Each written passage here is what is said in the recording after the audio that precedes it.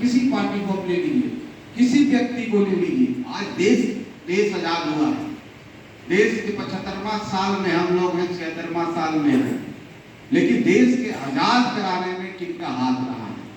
हम उनको याद करते हैं, उनका दिवस मनाते हैं, उनके लिए बात करते हैं, चाहे वो महापुरुष हमारे दशरथ मांझी क्यों न हो, महात्मा गांधी की क्यों न हो, बाबा साहब अम्बेडकर ही क्यों न हो, तो हम उनकी याद करते हैं। इसलिए करते हैं कि आज जो भारत दिख रहा है, जो सपनों का भारत जो आगे बढ़ने जा रहा है, उस भारत को भारत बनाने में जिन्होंने बलिदान दिया है वो सबका नाम है। तो इस पार्टी को एक बड़ी पार्टी बनाने में, जिसका पूरे देश में परचम लहराना हो, आज सही समय है। आप लोग एक क्रांतिकारी की तरह काम करना होगा, तभी जाके हम मंजिल प्राप्त कर सकते हैं। साथियों, इस विषय पर हम सबको चर्चा करना है। एक बहुत बड़े अमेरिकन बिजनेसमैन है जिनको वॉरेन बफेट हम लोग बोलते हैं, उन्होंने कहा कि कोई वृक्ष आज है जो छायादार वृक्ष है, और आप उस वृक्ष के साथ बैठ करके छाया में बैठे हो, धूप से बचने के लिए आप उस वृक्ष का धूप तो ले रहे हो, छाया ले रहे हो, ऑक्सीजन ले रहे हो, लेकिन उस व्यक्ति के विषय में चिंता कीजिए, सोचिए, उनके बारे में जानिए जो इस वृक्ष को रोपा होगा, वर्षों पहले रोपा होगा, एक बीज डाला होगा, और आज एक वृक्ष छायादार बना है जो सैकड़ों लोगों को छाया देता है। तो हमको ही ले जाना है जहाँ सैकड़ों लोगों के सपनों की मंजिल बने, सपनों की उड़ान बने। इसलिए हम सबको काम करना है। और इमामगंज एक ऐसा विधानसभा है, एक ऐसा क्षेत्र है जहां से हमने अपने बुलंदियों को, हमने अपना सफर तय किया है। पार्टी बनी, हमको 21 सीट मिला एनडीए में, लेकिन सफलता हम लोग को इमामगंज ने दिया है। तो ये क्षेत्र अपने आप में बहुत महत्वपूर्ण है हमारे लिए। समझिए कि आत्मा की तरह है, हमारे लिए ऑक्सीजन के समान है कि ये ऑक्सीजन है, और जब तक ऑक्सीजन है तभी हम जीवित हैं।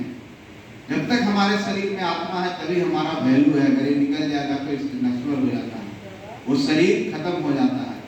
तो इमामगंज का महत्व इसलिए है, इमामगंज एक ऐसा विधानसभा है जहां हम की पहचान दी, और विधानसभा में हम का नाम हुआ तो इमामगंज की जनता और इमामगंज के कार्यकर्ता और आप सब बैठे हुए लोग के मेहनत करते।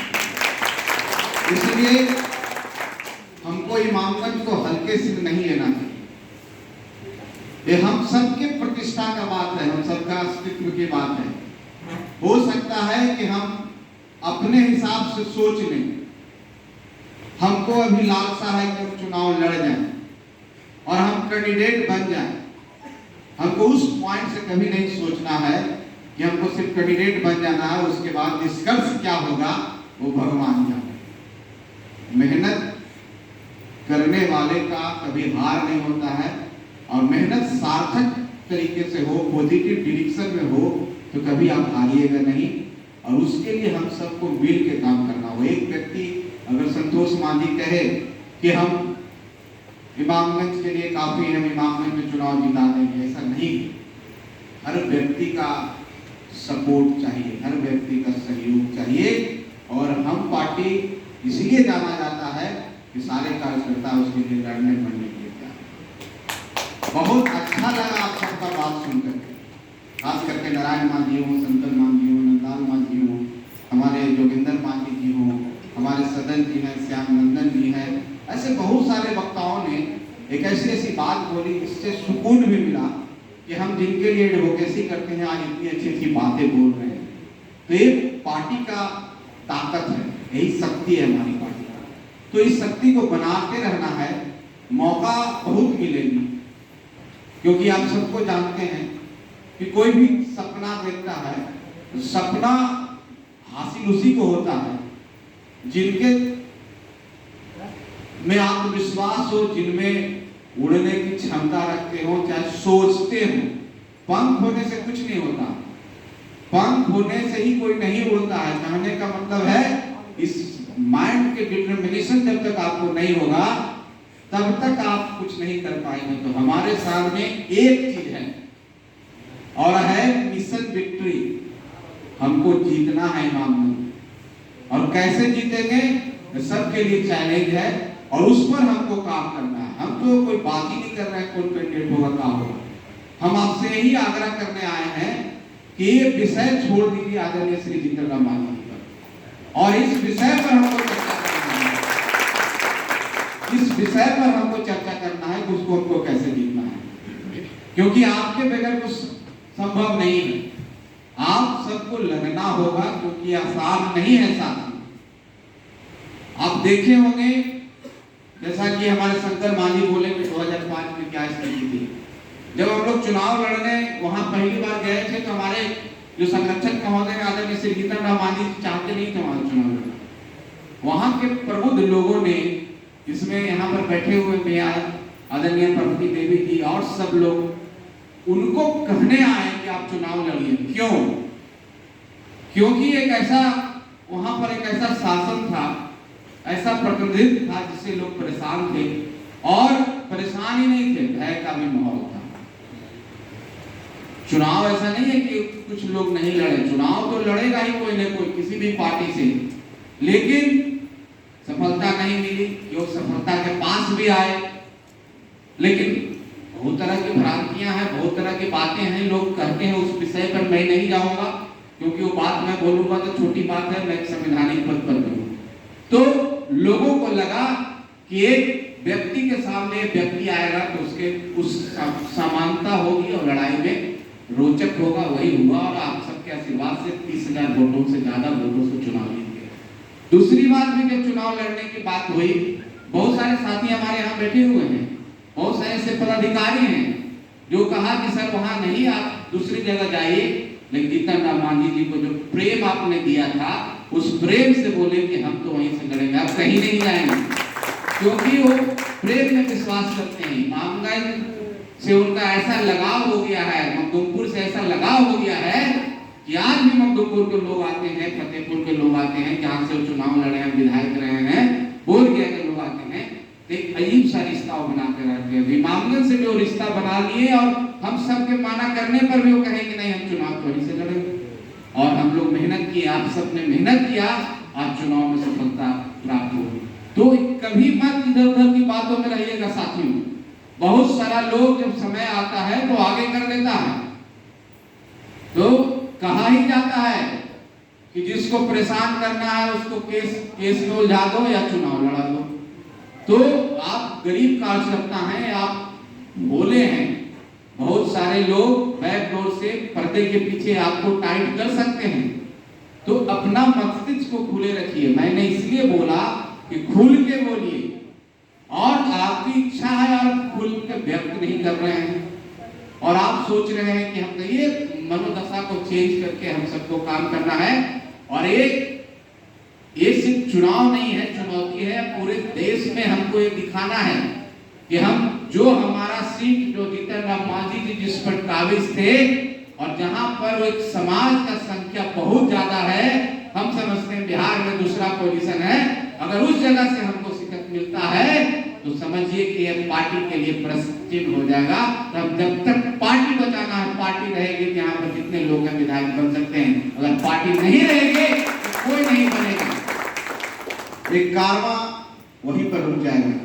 व्यक्तिगत तौर पर हमें नुकसान नहीं है, लेकिन हमारे जितने चाहने वाले लोग हैं वो कारवा रुक सकता है। इसलिए हमको एक एक व्यक्ति को जीतन राम मांझी बनना है। और इतनी संख्या है आपकी, इतना सामर्थ्य है आप में, एक बार निकल के बोलना शुरू कीजिएगा। कोई ऐसा पंचायत नहीं है, कोई ऐसा गांव नहीं है जहां आप नहीं है। आप अगर एक बार आवाज देने लगेगा, सब शांत हो जाएगा, सब ठंडा हो जाएगा।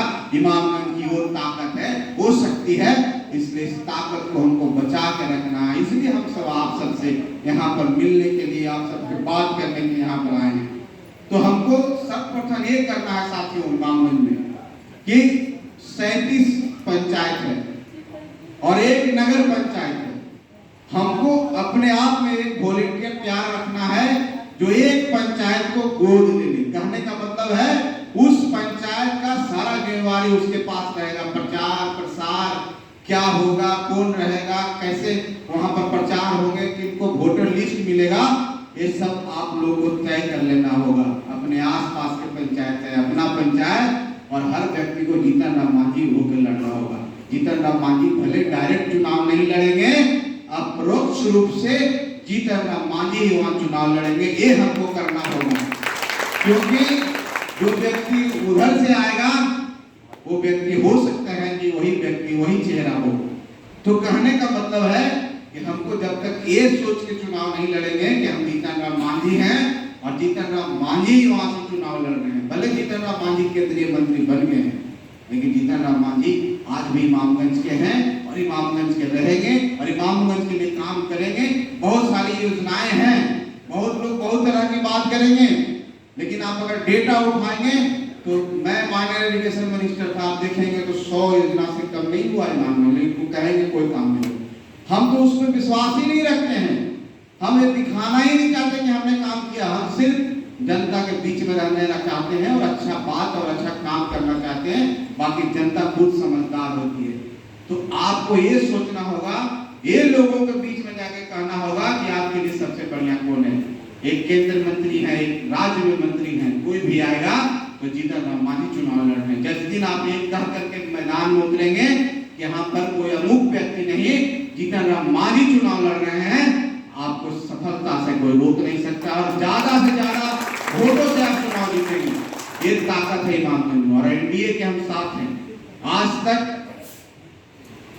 करीब 30-35 वर्षों से इमामगंज में एनडीए का कैंडिडेट कभी हारा नहीं है, इसलिए हमेशा इस दिल में बना के रखना है कि हम वहां आगे हैं, आगे रहेंगे और बहुत दिनों तक वहां पर हमारे साथ सीट रहेगा। इस सीट को हम लोगों को गोद ले लेना है और जीतन राम मांझी जी को हमेशा समर्पित करना है सीट। कोई भी कार्यकर्ता लड़े, कोई भी लड़े, समझिए जीतन राम मांझी जी वहां से जीतेंगे और जीतन राम मांझी की वो जीत होगी। ये सोच के हम सबको चुनाव लड़ना है। बाकी आप सब जितने भी कार्यकर्ता हैं, जैसे हमारे लालदेव मांझी जी हैं, एक व्यक्ति बोला अब तो हद हो गया संतोष जी, हम क्या हुआ भाई, अब लालदेव मांझी भी कैंडिडेट हो गया, देखिए ना प्रचार कर रहा है। मैंने उसको आश्चर्य लग रहा है कि वो आदमी भी प्रचार कर सकता है। सुकून देने वाला शब्द है। जब सुने तो लगा कि नहीं, जो समाज को लोग कहता था, इतना तो जागरूक हो गए कि हक मांगने के लिए तैयार है। हक आप अपनी जगह मांग रहे हैं, अपने परिवार से मांग रहे हैं, दूसरा जगह तो आपको बोलने भी नहीं दिया जाएगा, मंच भी नहीं मिलेगा। तो हमको व्यक्ति का नाम तो नहीं बताएंगे, लेकिन हमको अंदर से खुशी हुई कि चलो ये तो बात बोल रहा है, ये बात फैक्ट में बताता हूँ बहुत सारे लोगों को मालूम कि वो भी प्रचार कर रहा है, बाकी भी हम प्रचार कर रहा है, देखिए नहीं कर रहा है। उससे आगे भी आपकी पार्टी में आपके भैया को जागरूक कर दिया, पार्टियां तो इसलिए ना बनाए थे कि हमारा वो समाज जागरूक हो। और रवि मांझी देखिए कितना अच्छा बोलता है, रवि देखिए कितना अच्छा बोलता है। तो ये सब बातें हैं और एक चीज पूरे बिहार में होना चाहिए। और आपको ये बताते हुए मुझे खुशी हो रही है साथियों कि आज तक जितना भी हम लोग चुनाव लड़े, 2-3 चुनाव में लड़े, 15 में लड़े, 19 में लड़े, 20 में लड़े, कोई दूसरा आदमी बोलता नहीं था कि मांझी आपके साथ है वोट दे। ये पहला चुनाव है जो मील का पत्थर साबित हुआ। वह हम नहीं बोल रहे हैं, दूसरे पार्टी के लोग बोल रहे हैं कि मांझी समाज, भैया मुसा समाज आपके कहने पर हर जगह वोट देगा। और गर्व तब होता है, खुशी तब होती है जब हमारे कैंडिडेट जो दूसरे दल के हैं वो आके बोलते हैं कि आपको धन्यवाद, आप वहां गए और आपके कारण वोट दिया। तो अब समझ लीजिए कि आपकी ताकत ने आहट ले लिया, करवट ले लिया और आपकी ताकत बढ़ना शुरू हो गई। इसको रोकना नहीं है और यही से मैसेज जाएगा, इमामगंज से ही मैसेज जाएगा, इसलिए किसी के बहकावे में नहीं आइएगा। अगर आप किसी के बहकावे में आ गए, किसी के कहने पर आ गए, सबसे पहले लोग कोशिश कर रहा है कि समाज की ताकत को तोड़ दें, क्योंकि सब जानता है कि जिस दिन एकजुट होकर के वोट दे देगा, किसी के माई के लाल में दम नहीं है कि इमामगंज में कोई कुछ कर देगा। तो ये ताकत है ना, इस ताकत को हमको पहचानना होगा और इस ताकत कभी टूटे नहीं। कोई लड़ेगा, एक ही लड़ेगा। सही बात है कि हमारे कोई बोले, एक अनार, हमारा खिजसराय का भाई बोला, एक अनार 100 बीमार। ऐसा नहीं बनना है, किसी एक को ही मिलेगा। कैंडिडेट जीतन राम मांझी रहेंगे। क्या कैंडिडेट जीतन राम मांझी रहेंगे? कोई दूसरा कैंडिडेट नहीं होगा, कैंडिडेट जीतन राम मांझी ही होंगे। और हमको उनको वोट देना है, उनको ही जिताना है, ये समझ के हमको काम करना है और बाकी किसी विषय पर हमको चर्चा नहीं करना है। और हम अपने जिला अध्यक्ष जी को कहना चाहते हैं कि अगर बूथ स्तर पर हमारे पंचायत अध्यक्ष नहीं बने हैं तो आपके पास 1 महीना का टाइम है, आप पंचायत अध्यक्ष बनाइए, बूथ लेवल कमेटी बनाइए और सारे लोगों को जो आप कहीं तय कीजिए और आज से ही लग जाइए। बाकी आपकी जो समस्याएं हैं, किसी तरह की भी समस्या है, भूल के बोलिए। हमारे जिला अध्यक्ष भी नहीं बोलते हैं, मुंह में रख के रखते हैं, वही सिंड्रोम है दलित वाला। इतना अच्छा वक्ता है, इतना अच्छा बोलते हैं, इतना वैचारिक रूप में इतने सबल हैं, लेकिन जहां पर बात करने की बात होती है तो अपने राष्ट्रीय अध्यक्ष से शर्माने लगते हैं, किसी भाया मीडिया को बोल देते हैं कि फला की बोलिए। अगर आपको समस्या है तो बताइए और लग जाइए। पंचायत स्तर पर नहीं, बूथ स्तर पर 10-10 व्यक्ति का लिस्ट बना करके 1 महीना का टारगेट है, लगाइए लोगों को। सब लोग काम करने के लिए तैयार हैं। सब जीतन राम मांझी के सिपाही हैं और जीतन राम मांझी जी के सब लड़ने वाले हैं, सब उनके लिए लड़ने वाले हैं, सब उनके साथ एक साथ खड़े हैं। तो उनको जिताना है और क्षेत्र का विकास भी करना है। हमने 25 तक बोला है। बहुत लोग कहेंगे कि अभी नहीं हुआ, फलनवा पुल नहीं हुआ, नहीं वोट देंगे, फलनवा काम नहीं। उसको कहिए कि 25 में सब काम हो जाएगा जो हमने कहा था। माइनर इरिगेशन में भी 2-3 काम ऐसे थे कि आज तक काम नहीं हुआ, 1-2 काम बचे हुए हैं। हम कह रहे हैं कि 25 तक का समय दीजिए, उसको भी कर देंगे। और न कोई पुल बचेगा, न रोड बचेगा। और हम लोग सक्षम हैं, जिस पोजीशन पर हम ही लोग कर सकते हैं। दूसरा अगर कोई जीत भी जाएगा तो भूला जाएगा, विधानसभा पहली बार जाएगा, विधानसभा पहले खोजेगा सीट कहाँ है। इसलिए कभी इस चक्कर में नहीं रहना है। हम लोग को जीतन राम मांझी जी को जिताना है और बूथ लेवल पर बनाइए, पंचायत अध्यक्ष बनाइए और हर पंचायत पर एक नेता होना चाहिए। हर पंचायत पर एक नेता जिसका नाम कुछ भी रहेगा जीतन राम मांझी। तो हर पंचायत पर एक नेता, हर पंचायत पर एक पंचायत अध्यक्ष, हर बूथ पर एक नेता और हर बूथ पर 10 आदमी की कमेटी। तो हमको और जो भी काम है आप लोग हमारे देखे लिस्ट दिए हैं, आप लोग दे दीजिएगा, पुल का भी दे दीजिएगा। और निश्चित रहिए हम लोग जा रहे हैं, बात करेंगे। चेहरा पहरा की बात अभी बोले थे हमारे साथी, हम उसको लिखे हैं, तो चेहरा पहरा वाला भी हम लोग काम करेंगे। और बहुत सारा जो रोड है उसको भी कीजिएगा, लेकिन कभी नहीं सोचिएगा कि आज ही हो जाएगा, 1 साल टाइम लगेगा। और इमामगंज का विकास निश्चित तौर पर, क्योंकि इमामगंज हमारी आत्मा है, हम उसमें हमारे इमामगंज ने हमको पहचान दिया है, तो सही समझते हैं कि इमामगंज के लिए हमको काम करना होगा और एक चैलेंज रहेगा। इससे ज्यादा कुछ नहीं, संगठन के ऊपर जोड़ दीजिए। सदस्यता अभियान, माननीय अध्यक्ष महोदय, सदस्यता अभियान भी बना लीजिए। और हम आज कहते हैं, टुटू खान जी भी हैं, पहले अध्यक्ष रहे हैं, इनको भी उस क्षेत्र की पहचान है, हमारे सब साथी हैं, उनके साथी भी रहे हैं।